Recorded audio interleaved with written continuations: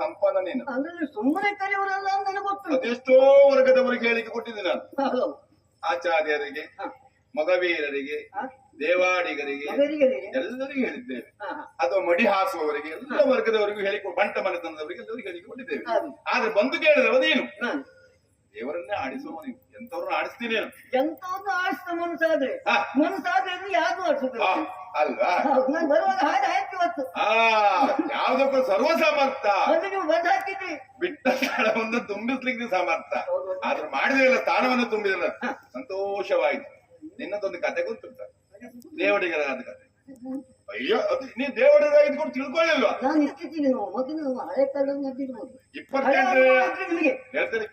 28ನೇ ಮಹಾಯುಗದ 4ನೆಯ ಕಲಿಯುಗದ ಆದಿಯಲ್ಲಿ ಒಂದು ದಿನ ಈ ಬ್ರಹ್ಮಾಂಡದಲ್ಲಿ ಮಧ್ಯೆ ಇರುವಂತದ್ದ ಕರ್ಮಭೂಮಿಗೆ ಪ್ರಭು ಪರಮೇಶ್ವರ ಸರಿ ಕೂತ್ಕೋ, ಅಜ್ಜಿಕತೆ ಅಲ್ಲ ಪ್ರಭು ಪರಮೇಶ್ವರ ಒಂದು ದಿನ ಪುರಪರ್ಯಟನೆ ಮಾಡುತ್ತಾ ದೇವದಾಸಿಯರ ಮನೆಯಲ್ಲಿಯೂ ಸಹ ಪತಿವ್ರತಾ ಶಿರೋಮಣಿಯರಿದ್ದಾರೆ ಎಂಬುದನ್ನು ತಿಳಿಯಬೇಕೆಂದು ಪರೀಕ್ಷೆ ಮಾಡ್ಲಿಕ್ಕೆ ಹೊರಟ.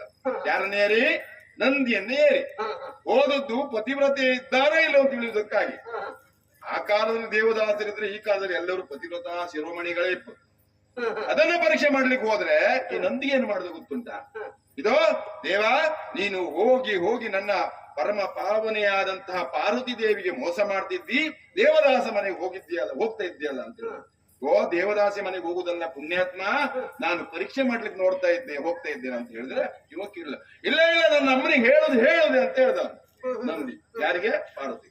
ಆಗಪ್ಪ ಶಿವನಿಗೆ ಸಿಟ್ಟು ಬಂತಂತೆ. ಶಾಪ ಕೊಟ್ಟ, ಭೂಲೋಕದಲ್ಲೇನು ಮಾನವನಾಗಿ ಜನಿಸು. ಮತ್ತೆ ಮಾನವನಾಗಿ ಜನಿಸುವಂತ ಶಾಪ ಕೊಟ್ಟದ್ದು ನೀವು ಹುರಿ ಶಾಪ ಕೇಳಿದ್ರೆ, ಅಯ್ಯೋ ದೇವರೇ ತಪ್ಪಾಯ್ತು, ಈ ಕೈಲಾಸದಲ್ಲಿ ನಿನ್ನನ್ನು ಹೊತ್ತು ತಿರುಗಿದಂತ ನಾನು ಮಾನವನಾಗಿ ಜನಿಸಬೇಕು ಕರ್ಮಭೂಮಿಯಲ್ಲಿ, ನನಗೆ ಹುರಿ ಶಾಪ ಇಲ್ವಾ ಅಂತ ಕೇಳಿದೆ.